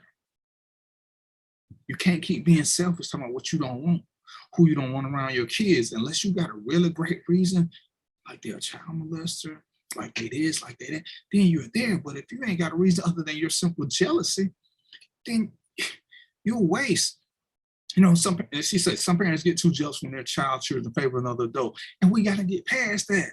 You know, I did a post, I don't know, a couple of years ago, and this was a dating post about children, you know, about you getting mad if your child and they with the other parent and they call their spouse mom or dad. Oh, no, my child ain't calling nobody else mom. My child ain't calling. Wow, what's the heart? If your child loves this person or respects something like that, why are you upset about that? It's just a name. Sticks and stone hurt my bones, but whatever that crazy shit is. So now your child can't do something that's comfortable for them because of your jealousy and insecurity. We got to get past that. You're right, women would, especially going crazy. And I just think the dudes weren't saying that because there's a lot of dudes who don't like it either. But this is something that we got to get past our insecurities and jealousies and let it be about the child. Let it be about the child. There are lots of things that we don't know. Find somebody who knows more than you and get your child with that group of people, especially if it's something that they're interested in. We cannot stifle their growth because we don't know. Again, I'm gonna use me and Trina as a great example. Trina came from Syracuse with her daughters. Her daughter ran track and liked swimming. Before they came down here, I looked into track. I looked into swimming. The school that she ended up going to had a great little swim team. But when she got here, all of a sudden, out of the blue, she became interested in ROTC. She ain't never said nothing about the military before. I didn't try to push her into to join the swim team. It was something that I checked out because I knew she liked it. I would have liked for her to play sports, but guess what? She took to this ROTC thing like it was nobody's business. She treated that uniform like it was made out of gold. Who knew? She got exposed to something. She gravitated toward it. And like I was talking about before with, I don't know if it was Antoinette or Amina, see, when they get exposed to it, they want to do more of it, you let them. She went through the little mandatory stuff. She wanted more of it. So she went over to a second year and a third year because that was something that she got an orientation to and she liked it so she can keep progressing. But if somebody would have asked Trina, if your daughter wanted ROTC, Trina would have probably been like, nah, she's not interested in no military. But you never know. All you can do is stay back and watch your kids. And if they gravitate to something, let them do it. All of a sudden, now she in the army. All because of that. Because who knows what she would have did. Because do they offer ROTC up in Syracuse? I mean, I guess they do. But she had never said nothing about it. I don't even know how she got interested in it. But bam, there she was. Probably her favorite subject. She wasn't trying to miss nothing ROTC. Nothing. Man, this child would wash, wax cars, mow the lawn to get to an ROTC event because that's what became her passion. Who are we to tell her no? I mean, I talked to her about the military and my experiences. I let her talk to my other son who joined the Navy. I let her talk to a couple people I knew when she wanted to go to the Army because that's what the village does. You reach out to people and let other people tell them about it. Are we going to accept this village? Are we going to seek out this village? Are we going to stop being resistant to a village? We don't have to be experts at anything. What's up, Diane? We don't have to be experts at anything other than paying attention to our kids. We can offer them some insight, but when we see they gravitate towards something, give them the knowledge. Are we willing to be that village? You know, it's crazy that, what's going on, Karen? It's crazy that we say this. You know, I'm looking out the window and there's a kid in my yard. He asking me questions. We had a little conversation, didn't think a whole lot about it. Next day he came again. He knocked on my door the other day, sat down and talked to me at the little fire pit. I don't know. Let me rephrase it. I've seen this kid, but we ain't never really spoke before last week. Now, I'm part of his village because he likes to come ask me questions, talk about the chickens, telling me what he want to do in school, whether I want to or not. I just became part of his village. And guess what? I'm not going to deny that. It's funny, I just learned his name. But he came over, he asked me for some stuff, he talked, and you know, we just have a nice little conversation. Who would have thought? Who would have thought? And we probably done seen this kid for 6 months or so. At best, we might have got a hand wave. All of a sudden, he wants to have conversation. He talking to me about bow and arrows, listening to what I'm saying. He came back with some feedback. This is how you do this. You don't have to want to be. It just happens. It just happens. Yeah, I guess he has been around for years because we've been, damn, I keep thinking we only been here a year, but we've been here couple of years. But this is how the process starts. Now, the problem comes if he says something to his family and they say, don't hang around with people no more. They're limiting his village because of their insecurity. So now, but if you want to talk, I ain't gonna stop him. Unless they come say something to me. This is where we get to that. And this is where we gotta give information that we know. And have conversations. This is where we got to step up as parents, as nephews, uncles, aunties, and make the school system be a whole lot better. So that, most of us had political science or social studies. But did we really understand what the government was about? Because you got to remember now, how you got to be to vote? 18? How many of us were prepared mentally and knew enough about politics to vote at 18? See, I had political science in the 9th grade. I didn't get it again. It was a 1-quarter course. I didn't really understand a whole lot about Republicans and Democrats, and I'm of that age where I'm just a bill. Yes, I'm only a bill. That was my real knowledge of the whole political system. Schoolhouse Rock. I had to learn about from watching TV. Then I started getting in touch with people. I started reaching out to Doug. I started reaching out to some more people who I knew were into politics so that I could get things explained to me, Democrats, Republicans, independent, because I want to understand things. See, sometimes you have to create your own village so that you can understand more. And then you can explain to other people. When, I got to the point where I was pretty good at it. And guess what? Trina had one of her family members talk to me about voting because I became a source of information. I voted from 18 on. I did what my family told me to, right? Because we didn't understand. And we just graduated. That should be something that we're prepared for. That's a life skill that we need to know about so that we understand it. And bam, we just, most of us just vote Democrat because that's what we're told to. We don't understand what we're doing. We should do what we're told. When that crazy video came out about the parent, the mama whipping her son because he said he would vote for Donald Trump and she beating him and shaming him. And I had a big problem with that. Hey, vote for who you want to, but you're shaming this kid. Just because he want to vote for Donald Trump. You don't know why. You ain't had no conversation with him. You're the racist. You're the racist. You can't tell him why. You beating this boy, shaming him, videoing and putting it on Facebook or social media, wherever you put it. Simply, right, kicked him out of the house because he want to vote for Trump.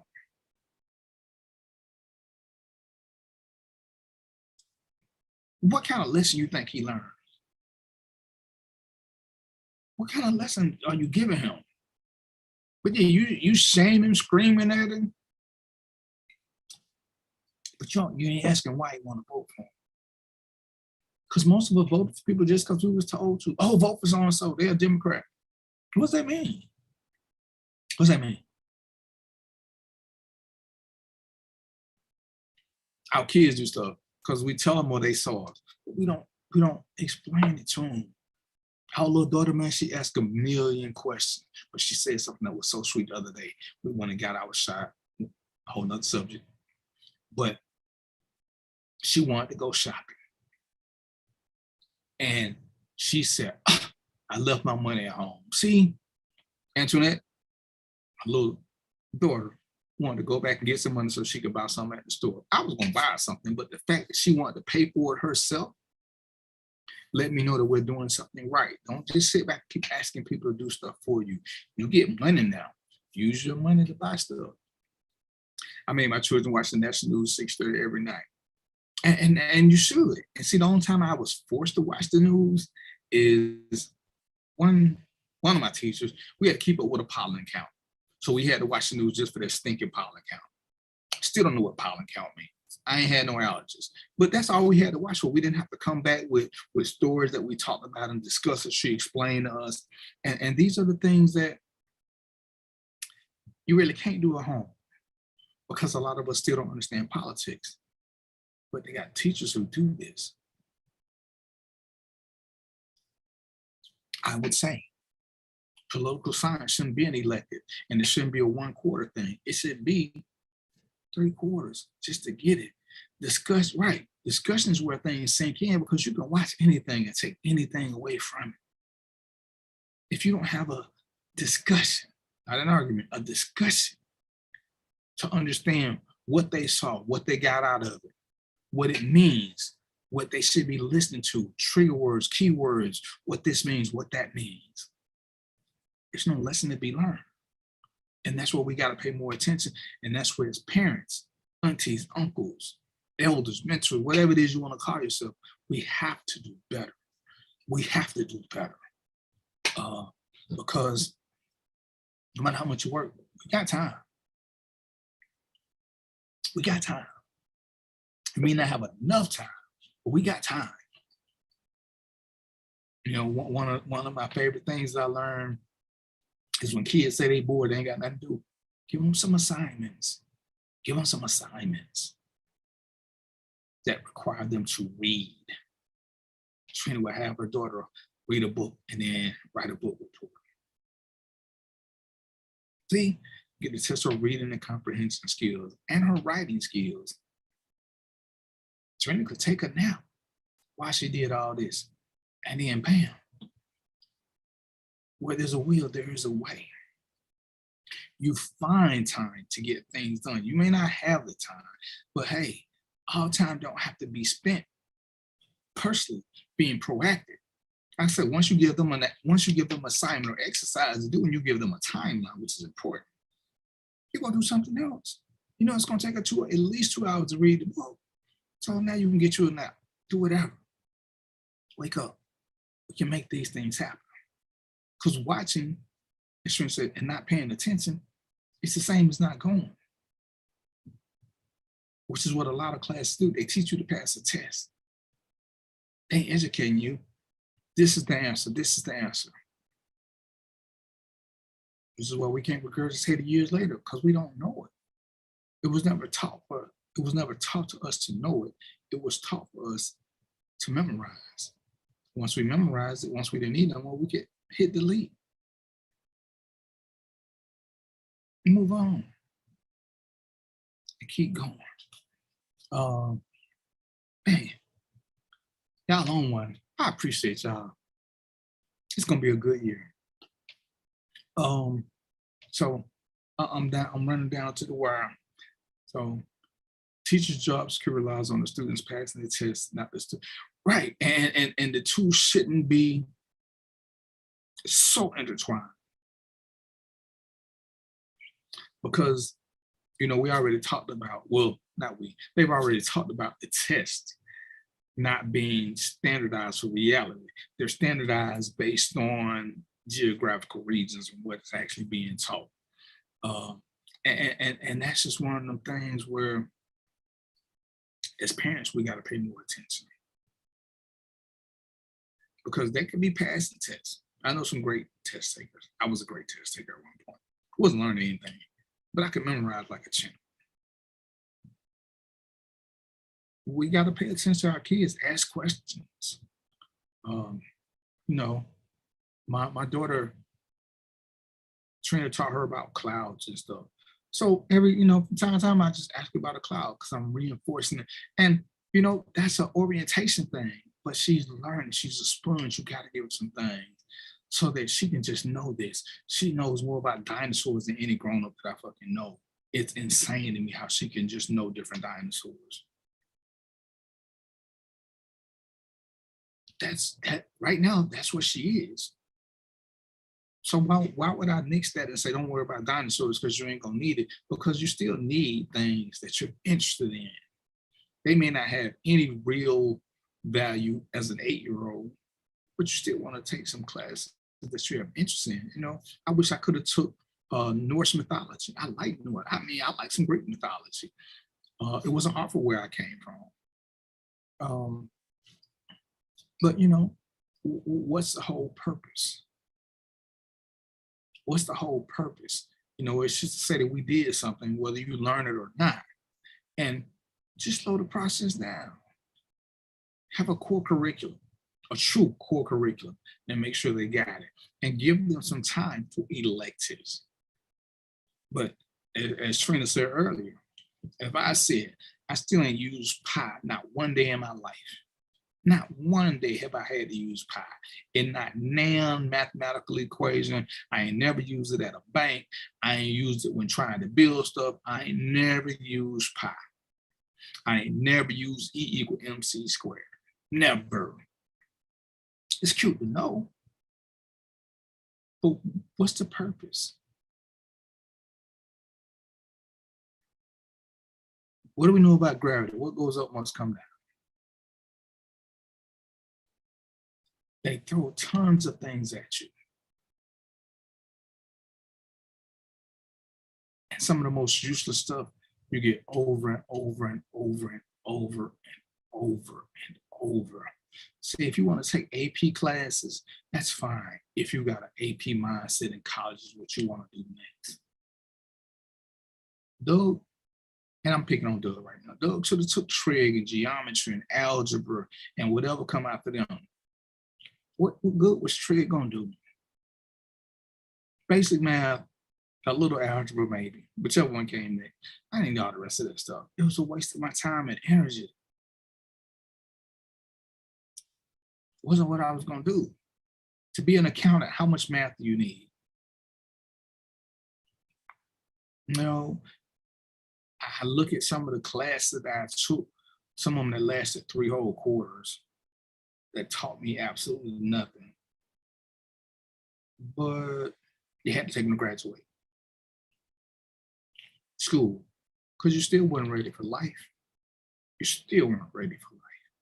That's the insanity behind it. High school should get you prepared for life.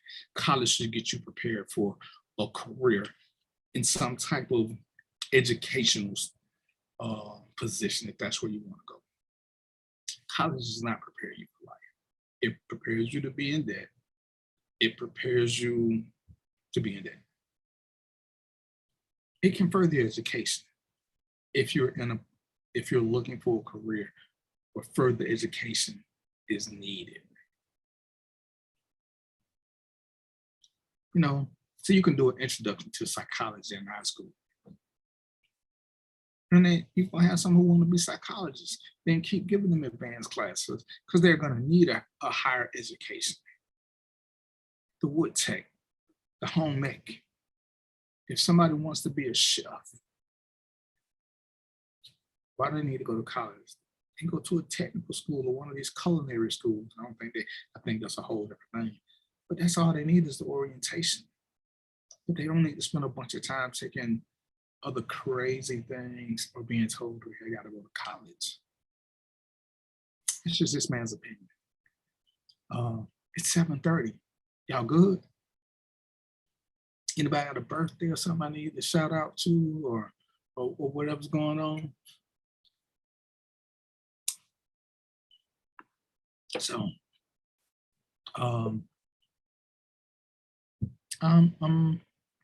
as always, it's called Random Thoughts with DVP, but we just sharing time together. We sharing space together. If it's something that you guys want to talk about, if there's something that you guys want me to get some specialists on, shoot me a message and let me find some people. If it's something that you want to talk about, shoot me a message. You know, come on here and be a guest and talk about what your passion is. Happy birthday, Mickey Mouse. Oh, guess what? Today, I think is something happened with Angela Davis today. I'm not sure what it is. Hold on, let me see, because I saved it. It's actually on my timeline. Today, in 1971. See, I'm going to educate y'all on something, whether you want it or not. January 5th, 1971, Angela Davis was arraigned on murder, kidnapping, and conspiracy charges in Marion County, California. If you know who Angela Davis was, Angela Yvonne Davis is a Black American political activist, scholar, and author. She was initially alleged to have played a role in the courthouse shooting, but was later acquitted. It's on my page. I'm gonna try to share. I actually partnered up with somebody, Edwin Lear, who has a page about Black history that I absolutely love. And I told him to tag me because sometimes I'm not on Facebook, but he's going to share some Black history stuff. He's going to tag. So if you want some stuff, hey, just go to my page. A lot of those, hold on. Samuel says a lot of those classes we took, math, science, history, etc. Right, and that's a good thing. Hell, how I became a cop that had nothing to do with school. Hell, I wanted to be a trash man, but that's a whole different thing. But and I'm not ever gonna knock those. I'm just saying that for graduation, and all I'm talking about, Sam, is what we should have to graduate. Nothing from 1 to 11. I think we should get a lot of introduction to things. And I think some of the introductions should come, especially at the 9th grade, the wood tech and stuff, so that you have an affinity for it. You can move up the ladder and take these classes. But to graduate, to become a productive member of society, I would say political science or how the whole process works is something that we need more knowledge on, not just a 1 quarter, 1 semester thing. That's something that we need to know because we're going to all become voters. We need to understand jurisprudence and how trials work. So why jury duty is so important. There's just some things that we need more introductions on. Math, science, and history. We get history. The problem I got with history is we know now that history is extremely flawed. Are they going to rewrite history to bring it up to speed? Or are they going to just leave it like it was, where Christopher Columbus was a hero and not a rapist, kidnapper, murderer, yada, yada, yada. You know, those are the kind of things that we got to start changing. And, you know, we learn history is what it is. But how does Black history only get 28 days, which they don't get because you got Valentine's and whatever? But that's a whole nother thing. The history that we've been getting has not been legitimate. We had to go to other sources to get the real history. And that's why you got this upheaval now of people who are upset, which is why, in my mind, and I'm still doing research on it, the critical race theory is so important. What do you do for a living, Samuel? I know, did I ask you that before? But that's why the critical race theory is so important, because we have to start teaching real. When Trina's gonna come back, she's gonna chase things because she's a studier. As we look into voodoo, as we look into witches and sorcerers, all the things that we were told were mostly untrue, but we were told them to suppress us because a lot of this was done by people of color. And it wasn't light.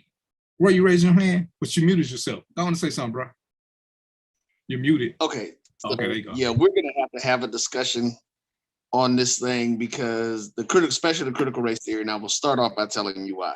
I actually went on I'm supposed to go back into the studio, but I've been on JT's show, having this discussion with them. What we have to understand is that, like, what you're talking about in critical race theory are actually 2 totally separate things. And that's the problem that people are having. Critical race theory, first off, is a graduate level college course. What we need to do is we need to do what is called historically accurate history. That's not critical race theory. And see, that's why that's how these folks are getting over. But like I said, that's a whole nother discussion for a whole nother time. That's a whole show. Because what we should be doing, us telling people that Christopher Columbus didn't discover America, telling kids that Christopher Columbus didn't discover America because there were already people here, that the American government put smallpox in blankets that they gave to Native Americans, that they had Black people as slaves and treated us as 3/4 or 3/5 of a person. That is not critical race theory. Right. That is actual history. Those are 2 different things. That is actual history, stuff that can be documented and shown. That's what we need to start. Yeah. But that's why I say I'm gonna get some educators to come on here and talk about it, because they're supposed to be explaining to me, because I haven't looked deep into it, but I want to know more about it. But history in its truest form needs to be taught accurately. And I think that was the first thing I see, because there's a lot of history. You know, again, it sucks. But one of my teachers had me look up Amerigo Vespucci, which is who America happens to be named after. But nobody talks about that. You know, who heard of, you know, some people have never even heard of Amerigo Vespucci. But you know, when you do the history, and I always tell people this when they talk about my thing about Blacks, the oldest living fossil was here, and it was a Black person. So why are we saying that? My whole theory, we didn't all come from, well, we didn't, some of us are already here. When these people came, we were already natives here. No, and that's what I'm saying. I'm not saying that's CRT. I'm saying I want to have some people come in here and talk about it because that's not an area that I'm adept at. But history is, and history should be taught correctly. Just like we can change certain things, it don't take a whole lot to change this whole Columbus theory that they hold on to nearly and dearly. It sucks that it's still a holiday, but Harriet Tubman can't get one. This is history. But they holding on to Christopher Columbus where they died with their last breath, like they hold on to tomorrow being just a misunderstanding. And that's why I'm gonna get some educators to talk about critical race theory, the pros and cons of it, because that's one of the things that I would like to learn about. And you can read about it, but it's for me, it's better to have people on it who live this life, and you can ask questions, because it's hard to ask a book questions because books are just pretty much black and white. But yeah, that's why, like I say, I already got some educators who are gonna come and talk about it. Some like it, some don't. And as Roy was saying, it's a graduate level course, and what does that mean? They want to teach it in college, and that's fine. History for us in K through 12 needs to be taught accurately so that we understand. I think one of the issues was more so from the misunderstanding of white people, because they saying they don't want their kids to, one of the things I was reading when I was, anyway, was that white people don't want their children to feel bad about what happened. So they don't even want true history taught. They want to keep it the way it is because their kids shouldn't be made to feel a certain kind of way. And I'm confused on why would your kids feel this kind of way, but hey, that's them. Because I've always said that when slavery was around, slavery was legal. I cannot be mad at any white friend I got because my great-great-great-grandparents were slaves by white people. What's that got to do with the white people I know now? Nothing. None of them are slave owners. So if we carry that mentality, which I don't think a lot of people do, but like I said, that's a whole nother, what's up, Holly? But that's a whole nother issue. And I'm gonna get some experts here to talk about that and how we can redefine or redo some things. And as parents, as elders, as people of influence, we can start affecting change on the school system. They mass produce these books, which are horribly wrong. And that's the reason they won't change them. Oh, because we got to rewrite books. Okay, rewrite a book then. I mean, do we need better books or better lunchrooms? I mean, it's insanity. And I won't say it won't ever happen. I mean, if you look at the climate now, with the way some things are going, it's a slow process. And it's like anything else. If they can wait us out until we become distracted by something else, which is, I think, is always the master plan, they can do it. We just got to stay focused and have teams set up that one team's focus is strictly that. And this is where the multitasking comes in. Me, Roy, Trent, Antoinette all have to have the same priority. We just have to have the same goal. Roy can take a priority and run with it. Trina can take one and run with it. Antoinette can take one. DVP can take one. But we all are part of a collective where sometimes we get caught up in saying everybody needs to do the same thing. This is where, to me, we have a failure, because now you got one single point of failure because we're all trying to do the same thing. So when we hit one roadblock, nobody's over here looking at something different so we can come up. Right. And a lot of the racism, for those who understand the true meaning of the word, is not so much them as us. We don't know a lot of things, and we will pass on ignorance that we got from our elders who didn't know any better. We know better. They just didn't know better. We got the books they've always had, but the books weren't as easy. They weren't as easy to find because we didn't have the access like we do with the internet now. Going to the library was a task. Okay, look, see, Sam is a Java developer. He in the IT field, a great field. Tremaine does that. Tremaine has never went to college. He went to tech school. He never went to college, and it is what it is. So yeah, that like I said, that's gonna be one of the shows that we're gonna do. I think I got 4 I got 4 or 5 educators who come. I want to say a couple of principals and a couple of teachers, but I think they're all high school or above, because that's kind of what I wanted. I don't think history needs to start being taught early because there's so much of it, but it doesn't need to, the meat and bones doesn't really need to be taught in elementary school. And again, most of what I'm talking about is 11th and 12th grade. And I want them to be developed for the real world. History is something that can be taught in a continuing education, because some people will want to be historians. And I think that's just what's going on. So it's 7:41. Y'all got me going way past my time. Bro, why you didn't ring the bell or something? So with that being said, because I'm gonna get ready to close this out, we have to stop looking for excuses. And don't get me wrong, there will still be some, but we can't keep using excuses as to why we can't do better. We can't keep blaming what happened yesterday on today, especially if yesterday was 10, 15, 20 years ago. Because and right now this was racial. We Black people are making tremendous strides, tremendous. Some of the ones who not, I ain't gonna say that some of them ain't meeting with resistance from the system, but some of them meet with resistance from their lack of wanting to do more or do better. They want to just keep complaining. Sam is a Java developer. He could have sat back and complained about all the things he didn't have. What was this? Or he could just suck it up and do better. Know better, do better. Oh, he this. And anytime we see somebody who's excelling, we make an excuse for him. As opposed to, this is one of the things I was reading about that tends to gravitate toward people in general, more so Blacks. We deflect a lot and make things not, oh man, you're doing big things. No, it ain't. Accept the fact that you're doing big things and say that. Stop deflating yourself, where, somebody tell Trina she got a pretty daughter. Oh, she's just okay looking. We got to learn to accept compliments and push and elevate ourselves to the level that we deserve to be complimented, as opposed to knocking the compliment down. So that being humble and self-deflating are two separate things. You don't have to push how good you are. Or when somebody compliments you and tell you how good you are, or gives you a compliment, don't knock their compliment by saying, "Oh, no, I'm really not that smart."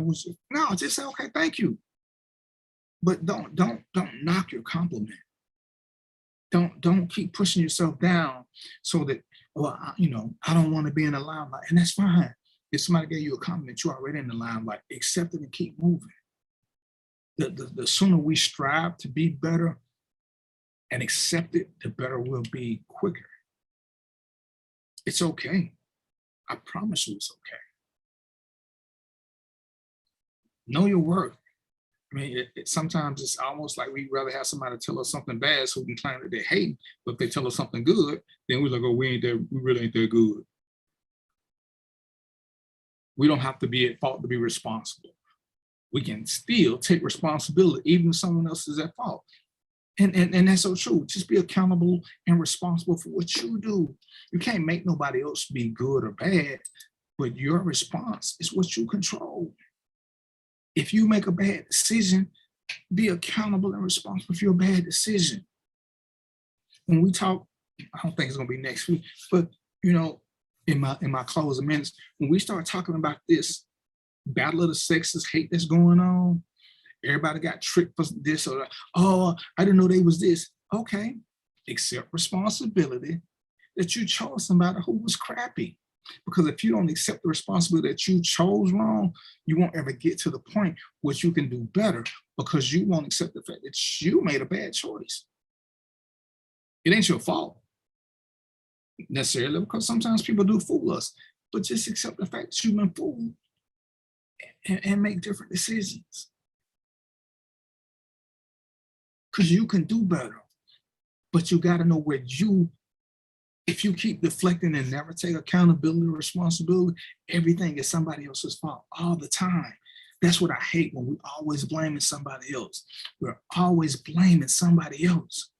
It's Roy's fault that this. It's Trina's fault that.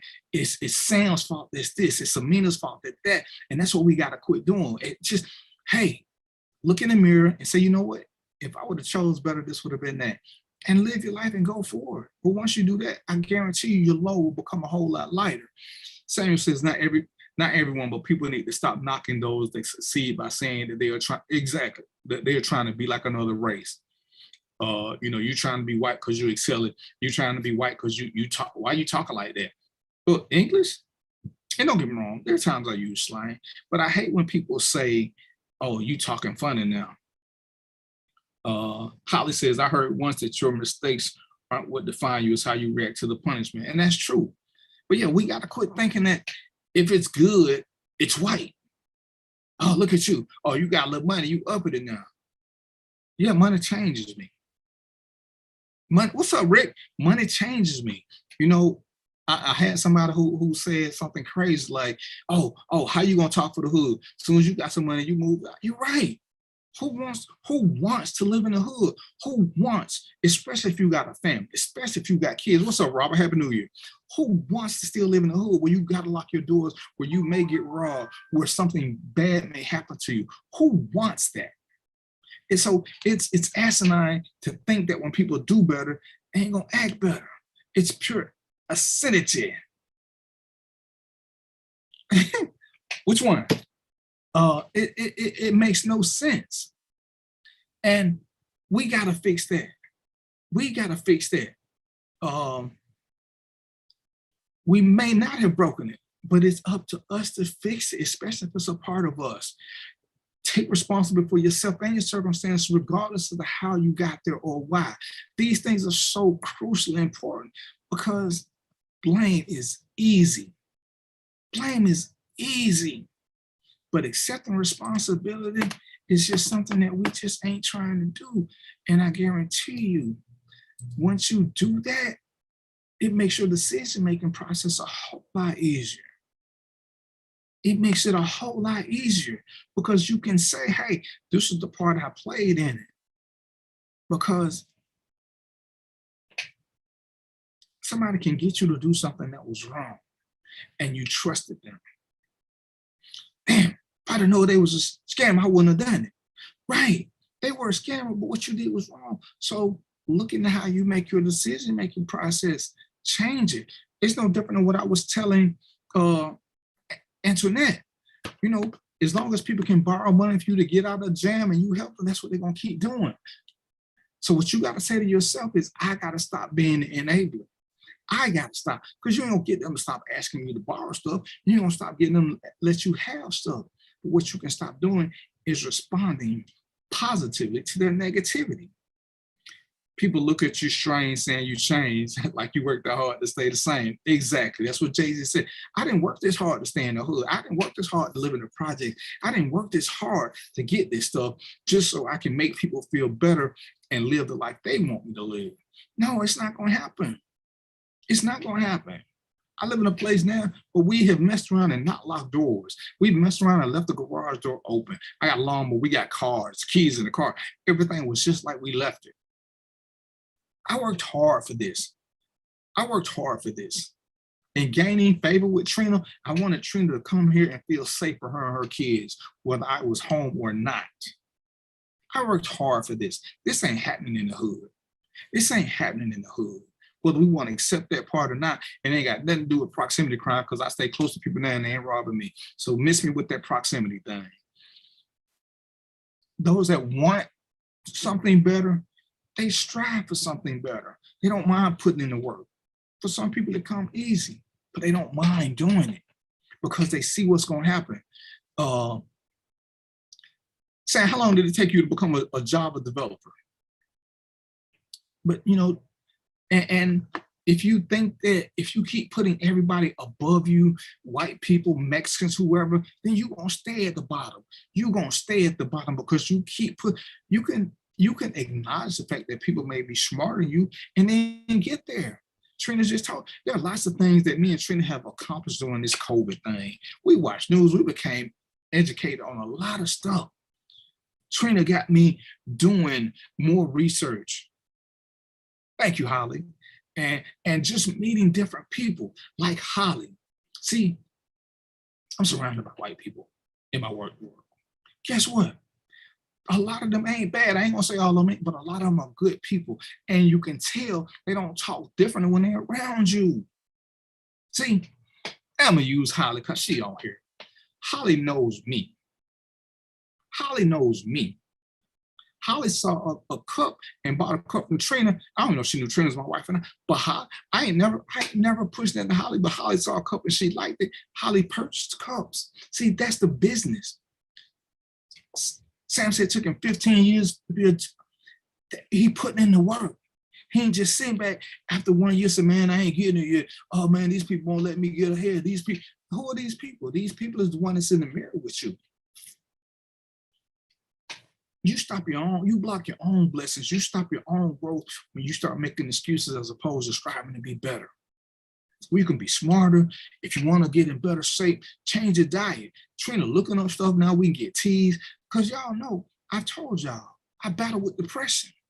Trina working on some teas that will help me with my depression. See, these are things I can keep going to somebody else, or I can follow my wife's lead as she tries these things and say, hey, try this, and we see how it goes. Or I can just let some doctor tell me and never use what we got. Trina reading books, Trina reading this. All of a sudden we knowing about these little teas, passion flower, pasture, I don't know what it is. But anyway, this is what she's doing, and she educated me on this process. She got me looking at her.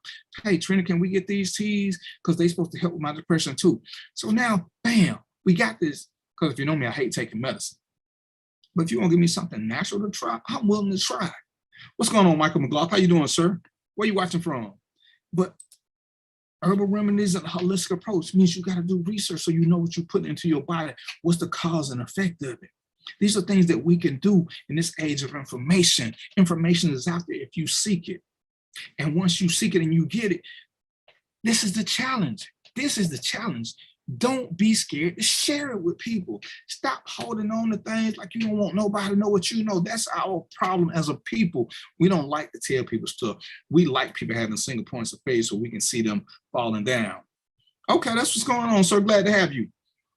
But this is what we got to do. It's 7:53. The show was supposed to be over at 7 o'clock. But hey, what makes the show is you guys. We're going to have some call-in numbers soon. It was my fault we didn't use them because Roy got them ready. Like I said, if you want to be a guest, if you got something that you're passionate about and you want to talk about, hit me up. Trina Hollis said the mugs are amazing. She gave you 3 hearts. Hit me up. If there's something you want to talk about, hit me up.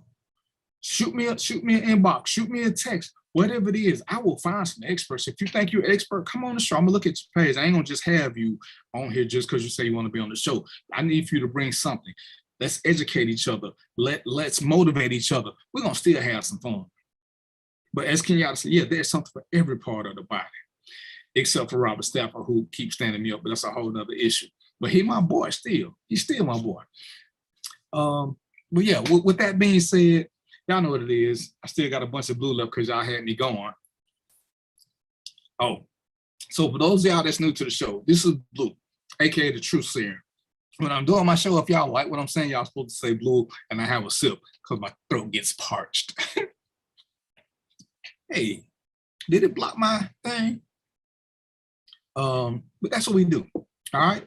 So Roy got another show he got to do. Welcome into 2022. This is what we're gonna do. I enjoy y'all spending time here because I know y'all got stuff y'all could do except for Robert. He ain't got nothing else to do. I enjoy y'all spending time with me. I enjoy the input. Y'all give me motivation to keep this going. And again, if it's something you want to talk about, inbox me. Shoot me a message. Check out the page. Like I said, it's gonna be Black History on both pages. You know what? I don't think it's they're afraid of free information. I think they're afraid to learn whatever they knew was wrong. But Michael says my people are afraid of free information. And they are, especially from us. You know, you say something and people want to check it and recheck it. If you got something and you want to share it, I ask you where you got it from. Don't tell me to do the research. Just post a link. What's the point? You read it somewhere? Show me. Don't. Cause anyway. So if you don't finish it, let me know. I just mean y'all to know to tell me to drink it. or y'all didn't like what I was saying. You know, it's a compliment thing, you know, like cheers. You know, I'm gonna have to fire some of my co-hosts, but we're gonna have fun in 2022. I'm gonna see if I can get Holly on here to talk about some finance stuff because she works at a credit union, and you know that's what we got to do.